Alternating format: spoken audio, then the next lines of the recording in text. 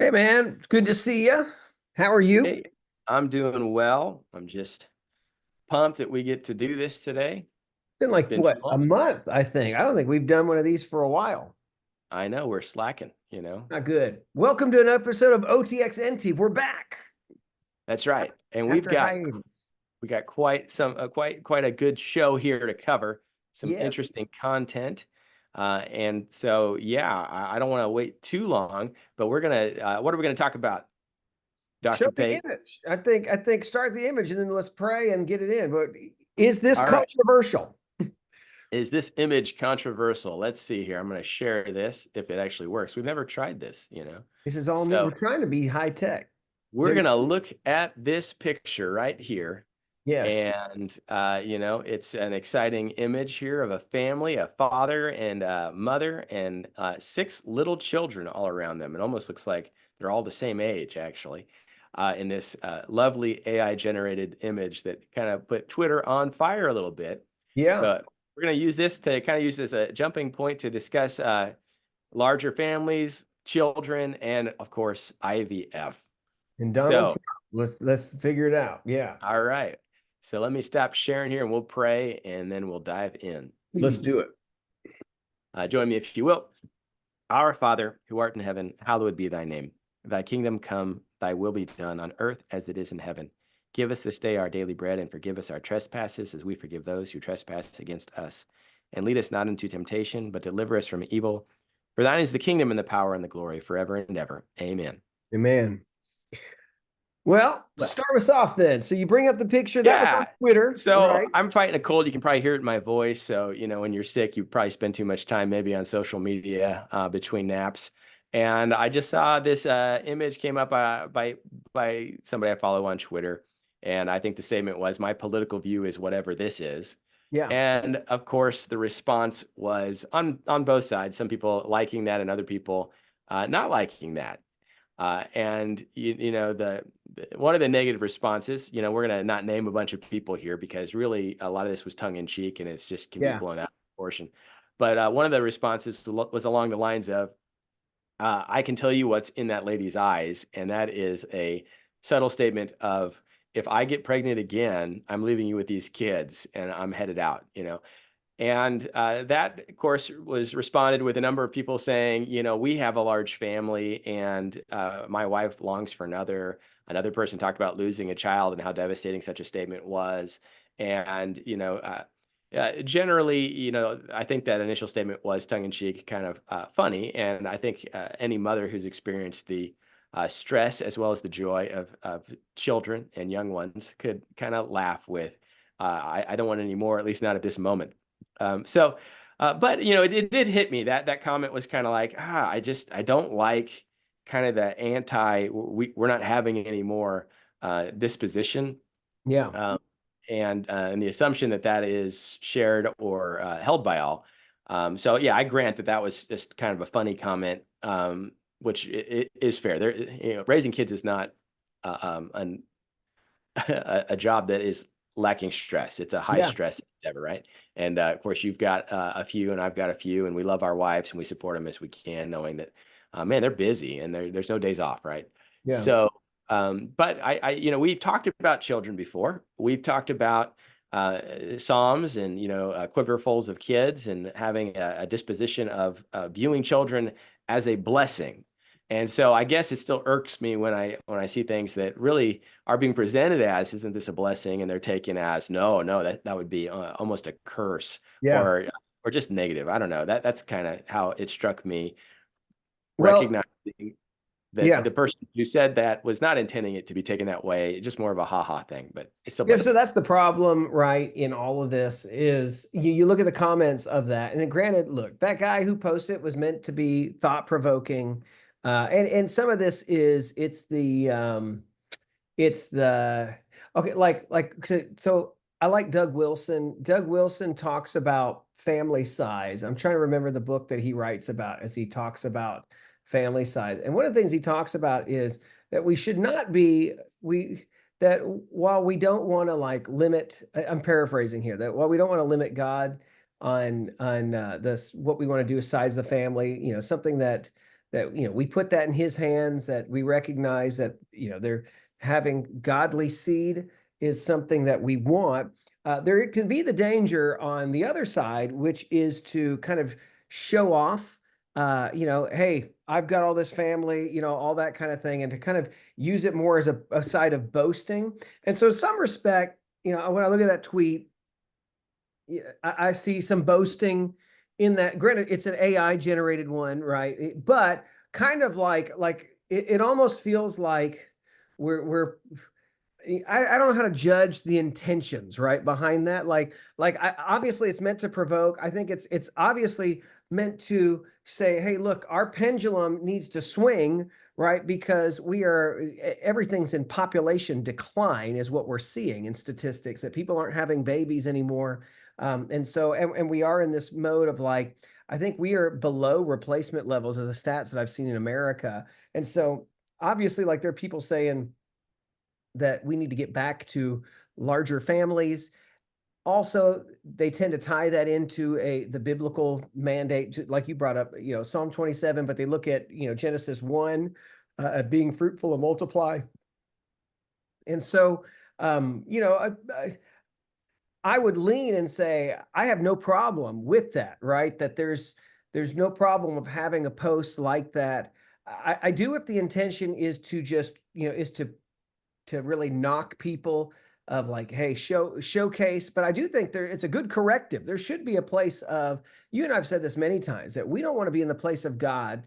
Psalm 127 says, unless the Lord builds the house, right, we labor in vain. And we often divorce that passage from the next part of it. And I think part of building the house ties into the children piece of, I'm not going to tell the Lord how big he's going to build my house, or how little I want the house to be. And yet we are kind of accept that. We don't think theologically about it, and we're okay with telling God, that's it. We don't need any more. So that comes me full circle. What I'm saying is, I think, yeah, the attitude that we have largely in the church today in America is, don't be crazy. Kids are expensive. You'll never, like some of the comments I was reading there, is you'll never be able to give attention to them all. How, that's a terrible thing, and we perpetuate that in the church. We may not say it openly, but then we'll knock on it with jokes. I mean, how many times have you been told in the church, don't you know how babies are made? Especially when you've had when you're having your second or your third, almost as if, hey man, slow down. Nobody needs this much. And I'm shocked the kind of jokes that you get from the church side on things. Yeah, and I think, I guess what irks me is that we've been trying to think biblically on this, and recognizing there's a degree of spiritual freedom that husbands and wives have on this issue. And we're not Catholic, but we as a culture have adopted a restrictive view of families, and to create that perspective, society has pushed big families out. I kind of made fun of them in media, and I even looked at global initiatives and things on how do we limit family sizes because of the concern of overpopulation of the world, and we could do it through car seats and mandates of car seats and things like that. And so, if you're a parent today and you're wondering why my 9-year-old has to be in a car seat, is that really for their safety, or is that because the global initiatives that are out there are trying to find ways to limit the number of kids? And pragmatically speaking, you can only fit so many in a car. And it is interesting how little things like that have been used to try to restrict the size of families. And so I think that I'm with you on trying to push the Overton window back the other way in a positive way. So I guess when I see good things that I would see now, and of course this image is funny. We were just joking before we started about, she does have 6 fingers, and is this the Anakim, and what's going on here? But it's an AI image, and that's the common thing. But They're all the same reality, age. Yeah. So it's yeah, that would be super stressful if they were all around the same age too. yeah, it's there's an idealism that isn't necessarily fair here. But the thing I think is good and that we need to be pushing toward is our society is not in danger of having too many children. It's in danger of having too little, and we're not replacing It's what's driving immigration on the business side, knowing that there's jobs that will be needed and there's not people to fill them. And so there's a very practical reason that we need this. But it's also, more importantly, a theological, in that God is the one that opens the womb, and God is the one who gives blessings of children. And so, so in that light, right? And of course, you can look at our prior videos, go watch them all, twice, 3, 4, 5 times. Like them all. Like them, yeah. Share them with your friends. But this led me into the later firestorm that came up just within the last week or two, with Donald Trump kind of taking a very pro IVF position, and also a very loose abortion position. And he had to walk some of that back. I think he heard from some of his base that he was completely demoralizing them. But I don't want to get too much into Trump. I think he's pragmatic, and he's realizing that he thinks there's more to be gained in pivoting to the center on the abortion question, which I think is a problem, and we can touch on that if you want. But the thing that I think is more troubling is just maybe the lack of awareness of the issues that I see in how he came out saying that we want to have government pay for IVF treatments, and government mandate insurance covers IVF treatments. And the reason he gave was, we want more babies. We want lots more babies.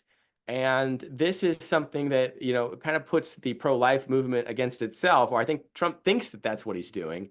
But in reality, what he's doing is saying, we want to endorse technologies that will produce more babies by killing even more babies.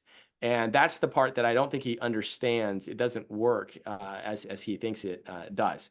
And so I really am hoping he'll reverse that and walk that back. But it's clear in my mind that he hasn't, in a principled way, worked through the pro-life position and why people are pro-life.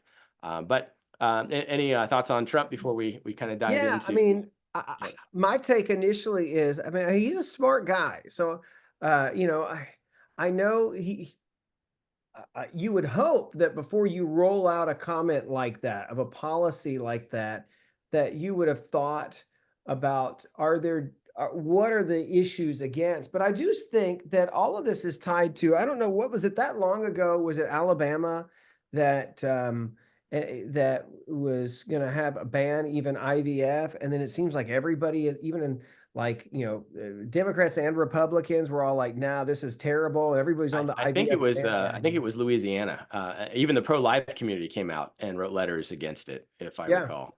And so that honestly, I will say that that was probably the first time that you start digging into why, because I think initially, I think most people, I think would probably come from that very elementary thought of, yeah, what's wrong with it? We're creating more opportunity for people to have kids. That should be a good thing. We want population growth. We want babies. This is enabling people who are infertile to be able to have them sometimes if that goes through. And so that is one of those things that I think that has opened it up of people to really begin to look at it and scrutinize and be able to say, is it all just, hey, we have a way to try to be able to make it to where you can have babies, and we're gonna, and put a few in, and just see what happens. That's the part where we have to look at that whole process, and that's what generated the Southern Baptist Convention's resolution this year too, is to look at that and to just see, like, let's talk about what does the process actually do? Because I think if you don't think about what the process is, if all you think that it is just we're able to help parents have more kids, then yeah, you would think there's nothing wrong. Like, that's a good thing. But there are reasons why people are saying this is not a good thing. And I Right. think more it has to do with the theological piece that ties to it. Not, and I'll say this, I don't think the theological reason of we shouldn't be playing God, like, I don't think it's playing God necessarily. I think if we have the means to be able to try to help people, like with being able to conceive, that's one thing. I don't think that's the part of it. I think there's some big, deep implications for for all that it means and the whole process that's involved that we should look at in that resolution as well and talk through it. Yeah, I think you're right on, and I think part of the issue too, and maybe Trump is sharper on this than I give him credit for. but he's appealing to a voter base that is not highly educated on IVF. And I think that's the other issue, is that people only hear about IVF when you're either dealing with infertility yourself, perhaps as a couple, or you have friends who are dealing with infertility and they're looking at what's available to help them have children. And then IVF is looked at as a great opportunity where an infertile couple might be able to have children. And so usually I think people think of this as a positive technology, but what they don't realize is that the process itself is just not very careful and appreciative of human life from the moment of conception. And so when you recognize that in order to create a baby for this couple, give them a chance, there might be many more embryos that are lost. And so is it appropriate for them to have a chance at having a child to terminate fertilized embryos? And if you believe life begins at conception, then we're killing more to create life than we are otherwise. And so this is the problem, right? So do you want to just kind of work through this resolution then? Yeah, let's look at that because that came out this year. We hadn't really talked about it, and I think it's a good statement. I'll say this: a lot of people, if they're not aware, this summer we did generate some heat for this because all it said is Baptists come out against IVF, and that's not entirely true. The statement that we put out is tried to help Baptists think through it. About what this is, and I think there's some good points to contend with in this. So I do think it's worth looking at and then kind of responding to the IVF question. So let's just maybe take turns on the whereases, and every other one. I'll start here. Some of this stuff is just general, so we'll move pretty quickly, but then we'll camp out on a couple of these. But whereas every human being is made in God's image, Genesis 1:27 and 28, and is thus to be respected and protected from the moment of fertilization until natural death without regard to developmental stage or location. So the key here is that Baptists are unequivocal on the issue that life begins at fertilization. We don't push it to implantation, which some people have tried to make that distinction, but conception, fertilization, when the sperm meets the egg, that's what we're talking about. Life has now begun, and that requires dignity of the human being, the human image. Whereas human beings possess an inherent right to life and the opportunity to reach their full development maturity, Exodus 20:13. And whereas governments are ordained by God to safeguard human dignity and promote human flourishing at all stages of life, that's Genesis 9:5-6, Romans 13:1-7. So in there, right, that it just once again that life is important. Governments are supposed to help safeguard life. Very basic stuff so far. Biblical creation portrays the embodied union of husband and wife as the singular normative expression for procreation. And so infertility affects many married couples who have the good and godly desire to bring children into this world. So this is not saying that there cannot be abnormal or super normal expressions for procreation. It's not outlawing IVF per se at this point in time, but it is trying to say there is a normal way to do this. And we want to recognize that is a husband and a wife according to the created order. Yeah. Whereas couples who experience the searing pain of infertility can turn to God, look to Scripture for numerous examples of infertility, and know that their lament is heard by the Lord, who offers compassion and grace to those who are deeply afflicted by such realities. That's Genesis 16, Genesis 25, Genesis 13, 1 Samuel 1, Luke 1. And whereas all children are a gift from the Lord, regardless of the circumstance of their conception, Psalm 127. So what it's saying essentially is, people know the Bible is filled with examples of people who are infertile. And that's a recognized thing and you do what they did. They call out to the Lord, and you can ask. Also, the other piece that they affirm is that children are a blessing regardless of how they have come about. So Baptists would be very much on, like, people try to talk about on abortion, like they'll give the reasons of why abortion should be okay, and they'll give circumstances of, like, if it was perpetrated upon them, that kind of thing. Baptists would generally still say that, that life is life, and it's good life, regardless of how it was conceived. And that's key, right? It's a tough thing to say, but we still would want to affirm that that life God has allowed for, and it is a blessing. The child is a blessing, regardless of the circumstance. Right. And this would go to the the exception question about rape and incest. Yeah, And in those situations, what we're dealing with is that the child, I think Doug Wilson explains it, is kind of like a bystander. Maybe a crime was committed, but you don't solve the crime by killing the bystander. And that's essentially, the life that is created is valued despite the traumatic possibilities that may have brought about that life. yeah, Um, okay, whereas though all children are to be fully respected and protected, not all technological means of assisting human reproduction are equally God honoring and morally justified. And whereas Southern Baptists have historically affirmed the value of every human life and opposed the use of technology that disregards the sanctity of human life. So we do think children are to be fully respected and protected. Technological assisting in conception and having children, not all of them are created equal, all the technologies that exist. And as such, we also oppose generally any of these that disregard the sanctity of human life. It's not a free for all just because we can do some things. We shouldn't do some things, especially if they diminish or disregard human life. yeah. So here's the part where it begins to come out, and I think bring to light some things that maybe people have not really thought about, but they did. It says, whereas the in vitro fertilization process routinely generates more embryos than can be safely implanted, thus resulting in the continued freezing, stockpiling, and ultimate destruction of human embryos, some of whom may also be subjected to medical experimentation.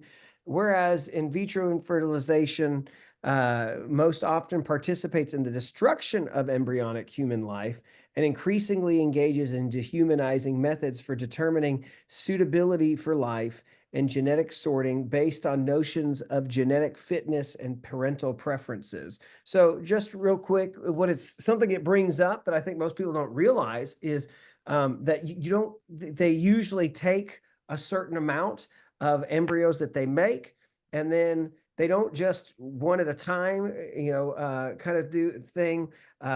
There might be a few, like if you remember, what was it? It was probably like what, 15 years ago, Octomom. I think she was the one who like had like 8 put in, they all took, right?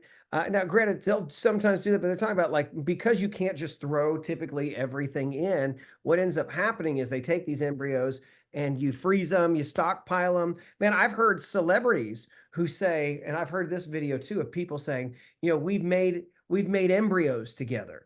And so meaning that they're not going to have them, and they're going to usually probably get some sort of a surrogate, probably. But so they got embryos on ice, and the sad is then these people break up, right? These celebrity things. So now you got these embryos that are just frozen in a freezer somewhere, conceived life, right?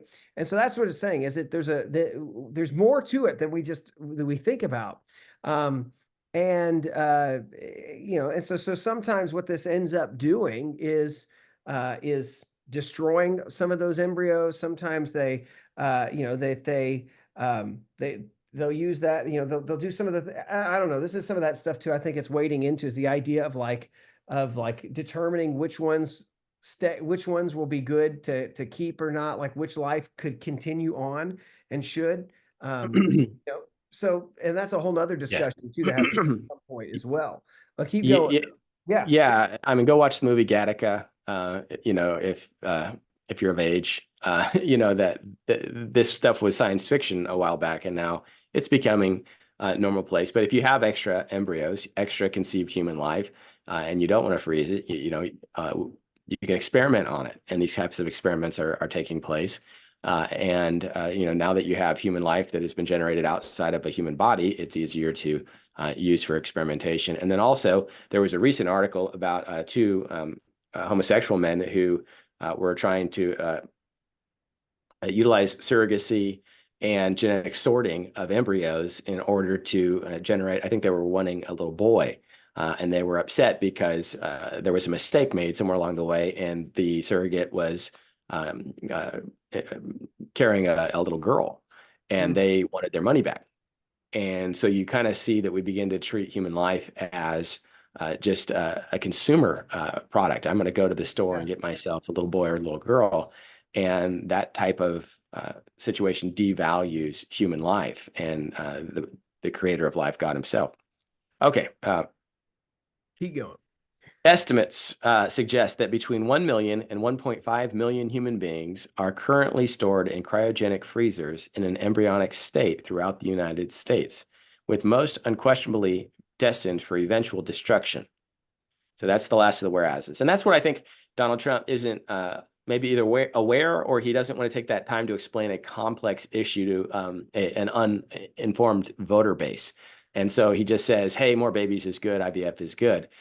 Is it really good if we've got a massive millions of babies that are probably never going to get to live as a result of this process that, Yeah. yes, has generated some families? Uh, I don't think that this is a good approach, right? And so Southern Baptists don't necessarily think this is a good approach. We haven't come down and absolutely forbid it as we'll go in, but now we go into the resolves. So you want to take that first Yeah, resolve? just a second. I think Yeah, just yeah, you might be listening to this and thinking these are embryos, though. This is not a baby, right? Because they say it in here, right? Embryonic human life, right? We talk about that even in this line, right? That human beings. So, like, you would think, no, that would be terrible if we had all these human beings, like almost like if you ever there was that old movie, I think was it Michael Douglas called Coma. It was like I remember like you go into the room, there's all these like human beings that are like laying there and they're using them for like their parts and stuff like that eventually. Terrible film. I mean, in that piece, it was decent. It's been a long time, so please don't watch it and be like, there's all this stuff. It's Michael Douglas, probably some bad stuff. It's been years and years since I've seen it. yeah, So I don't endorse it. But you know, you think about that, and that's like a horrific image. And then whereas this, you're like, no, these are just like, you know, little things are in a freezer somewhere. It's not a big deal. But you got to go back to like, what is it that at least Baptists traditionally have said, and go back to the idea, right, that at the very beginning, that first line, whereas every human being is made in the image of God and thus respected and protected from the moment of fertilization. So we traditionally have been people. Now, granted, there could be something said about where we were at prior to the kind of solidifying this view at Baptist Faith and Message 2000, where, you know, because I know that there were some Baptists that were more on the abortion train for a while. But I think traditionally we would say life begins at conception, which means that little embryo is a human life, right? That has potential for life and it is living. Not that it has the potential. So I correct myself and I say not that it has the potential, but it's alive. It's there. So we've taken that in first. So that's an important thing to keep in mind is this is what we believe theologically. And so that's why there's so many people that we have a problem with this is that, yeah. yeah, we've stuck this human life in the freezer, or we have no problem just, you know, experimenting on the ones that are left over. Yeah, it's a big problem, and you have to draw a line somewhere. And the question isn't an arbitrary one of, you know, when does life begin? And I think the hard thing and this is what bothers me about where Trump's at right now, is he doesn't know where he draws the line. He just doesn't want to be so restrictive that it's a political liability. Yeah. And you know, if you're dealing with a heartbeat law, you're trying to draw a line at, oh well, heartbeat when it's detected, that must be the moment. You know, people are trying to draw a line, but the most honest place to draw the line is that moment of fertilization, Yeah. when you have two gametes that come together and form the living cell from which the body grows as that cell multiplies. And so it's not an arbitrary thing. Now, you could argue viability, but viability is a different argument than life. But these embryos, many of them will be viable and are viable. That's why they're saving them, right? So, but I think viability is a bad marker. But the key is, if you really want to be careful and think through these issues, you really have to think through these issues. And many intelligent and well-reasoned folks have looked at it. If you're really trying to be consistent, fertilization seems to be the moment where human life begins. If that is where you stand, which is where the Southern Baptist Convention currently is and has been for a while, This means that you have to be consistent then in how you value life, which means IVF becomes, it needs to be scrutinized as a practice. So, okay. Sorry, let's move on further here. We're in the first resolved, right? Yeah. So resolved, the messengers of the Southern Baptist Convention meeting in Indianapolis, Indiana, June 11th through 12th, 2024, call on Southern Baptists to reaffirm the unconditional value and right of life of every human being, including those in embryonic stage, and to only utilize reproductive technologies consistent with that affirmation, especially in the number of embryos generated in the IVF process. So let me just stop. It's just everything that we just said, but here's something that, notice that line, right? To utilize only reproductive technologies consistent with that affirmation, especially in the number of embryos generated in the IVF process. So this is where I think that there is some room to say that they're not throwing it out and saying IVF is in and of itself problematic, but they're saying that there needs to be a consistent understanding of what's going on here, and that the amount of embryos that you reproduce or that you generate, that needs to be taken into account as you do this, that we're not here to take these out and just freeze a set and keep them for another time. Right. And so this is going to increase cost, and that's the issue, right? So if you take out, say, 8 eggs and you create, you fertilize 8 eggs, now you're dealing with the probability that you don't want to inject all 8, right? And so you're going to maybe look at the options and pick the best of the 8, maybe the best 2 to 4, and you're going to have the mother carry those and then freeze the rest. Or, in many cases, they just destroy the rest because there's a cost to freezing as well. So one of the ways a Christian who is looking at this might say is, it's safe to implant 4. I want you only to take 4 and only to fertilize 4. Yeah. And now that runs at risk because that's the same cost as taking 8, but you don't have a backup if the 4 don't implant. And so that's one of the reasons that this they take more than they need. So they've got maybe a couple tries, maybe even more than a couple tries, in order to help a family conceive. And so you understand that from a cost-effective perspective, but we're discouraging that here. Let's just use what we need as a safety in order to view life in the highest possible way, right? Yep. Okay, can move through a couple here because they're just restatements. Yeah. Resolved, we affirm all children, no matter the circumstances of their conception, are gifts from God and loved by him. And further be it resolved that we call on Southern Baptists to love all their neighbors in accordance with their God-given dignity as image bearers, and to advocate for the government to restrain actions inconsistent with the dignity and value of every human being, which necessarily includes frozen embryonic human beings. And I'll pause there, but yes, it is our job then in our society to advocate for government restraint on this process so that it does not continue to generate either more lives than can ever reasonably be brought into existence, or to terminate lives for the sake of a smaller number of successful pregnancies. Okay, let's keep looking at this one. Resolve that we encourage Southern Baptists to continue to promote adoption as one way God may call upon couples to grow their families, and consider adopting frozen embryos in order to rescue those who are eventually to be destroyed. Proverbs 24:11-12, and be it further. Now that's something I've never even heard of until this statement came out. Like, I didn't know that was a thing. And I'll say this, I am grateful to be in the state that we're at with our conventions. We believe that life matters, adoption matters. So like the state of Tennessee Southern Baptist Convention here, we have services to try to help it make it an easy process, an affordable process for families to adopt. I know when we were in Arizona, we have Arizona Baptist Children's Services that's all about, trying to get kids to be fostered and to help with that process too. So like Baptists generally put a lot of emphasis on these things. And so if you're a Southern Baptist, you should be able to see that we do this and we support this. And we should be churches that support adoption and coming alongside people who need help in having these kids.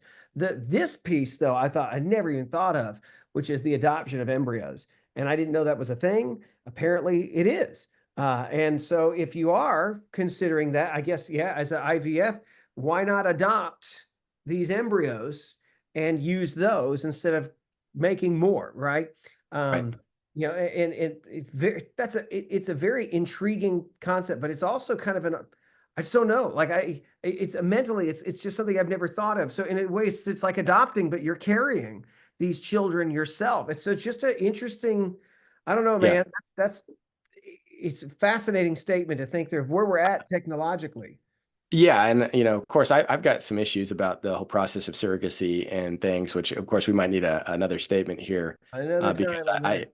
I don't necessarily want to promote surrogacy all that Yeah. much either. But now we're dealing with life, that is going to be exterminated. And so if there are those listening to us that feel called to adopt, or have found that you're infertile and you've considered IVF, you might be able to adopt these embryos and have a less expensive cost to getting pregnant. I think one of the attractions, though, of IVF is to further your own genetic code in Yeah. your own genetic child. And I think that that's why this is going to be a hard sell for a lot of people, Yeah. because of the way that things are. But if you think there's a lot of red tape in adoption in America, because there is, maybe this is a way of looking at getting pregnant at a reduced cost. The truth is, I'm speaking out of ignorance here. I don't know what things You have no cost. clue. Yeah. Yeah. But now I don't think our Catholic brothers are necessarily with us on this one, because I think there's a stronger statement opposed to a surrogacy here. But essentially what's happened is, because IVF has kind of been in the Wild West as it's developed, we've created a big problem. And so the only solution is to find a womb for these babies. Yeah. Uh, and it's a hard situation. So I think that this is a helpful one. Um, Yeah. Resolve that we grieve alongside couples who have been diagnosed with infertility or are currently struggling to conceive, affirm their godly desire for children, and encourage them to consider the ethical implications of assisted reproductive technologies as they look to God for hope, grace, and wisdom amid suffering. I think this is an important paragraph, right? Because if you haven't struggled with infertility, it's hard to know the grief that causes. So we want to let all people, especially in the SBC, who are struggling with infertility, that we're with them in grief and we're with them in prayer. And we affirm the desire for children is good, but we just want to have them be aware of the ethical implications of these procedures, because we don't want people to be uninformed. And I think that most people don't have a clue until they go to a fertility doctor, and then this is prescribed as a possible solution. And they don't always explain the negative ethical consequences when they're trying to help you conceive. They just assume that you're already ready to take those risks. Yeah. Yeah. Well, I have some thoughts on this after this in just a second. Let me finish Yeah. this up then. Resolve, we commend couples who are at great cost have earnestly sought to only utilize infertility treatments and reproductive technologies in ways consistent with the dignity of the human embryo, as well as those who have adopted frozen embryos. So they're just saying that we commend that, right? We glad that people are doing that. And then resolve, we commit to pray to our God who hears, sees, and remembers on behalf of those couples struggling with infertility. So 1 Samuel 1:11-20. That's the story of Hannah. Yeah. I just think that like if we think through all of this stuff here, this is, yeah, it's, I'm going to say something that sounds political, and it is some might be saying, so why are we coming out against, like, in one respect, like we're going through this document here, but we're really only tying this to, like, hey, Trump hasn't thought this through. Why is not?